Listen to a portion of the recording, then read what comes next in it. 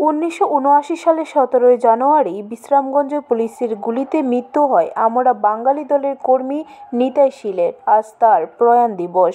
আমরা বাঙালির রাজ্য কার্যালয়ে নিতাই শীলের প্রতিকৃতিতে পুষ্পার্ঘ্য অর্পণ করে শ্রদ্ধা জানানো হয়। আমরা বাঙালি দলের রাজ্য সম্পাদক গৌরাঙ্গ রুদ্রপাল জানান, নিতাই শীলের হত্যাকারীর উপযুক্ত শাস্তি ও 80 জুনের গণহত্যার বিচার বিভাগীয় তদন্ত সহ দোষীদের দৃষ্টান্তমূলক শাস্তি ও ক্ষতিগ্রস্তদের উপযুক্ত ক্ষতিপূরণ ও নিরাপত্তা দিয়ে পুনর্বাসনের ব্যবস্থা করার জন্য।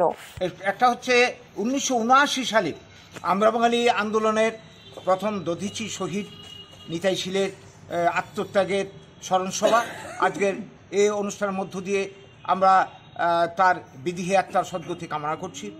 সেই সঙ্গে এই যে আন্দোলন বিশ্রামগঞ্জে সহ সেদিন সারা ত্রিপুরাতে হয়েছিল জমি ফেরত আইনের বিরুদ্ধে তথা বাঙালির ভূমির অধিকার, অস্তিত্ব অধিকার, নাগরিক অধিকার, সাংবিধানিক অধিকার রক্ষার দাবিতে এই আন্দোলনে, গণতান্ত্রিক আন্দোলনে বিনা প্ররোচনায় তৎকালীন ক্ষমতাসীন বামফ্রন্ট সরকারের পুলিশ বাহিনী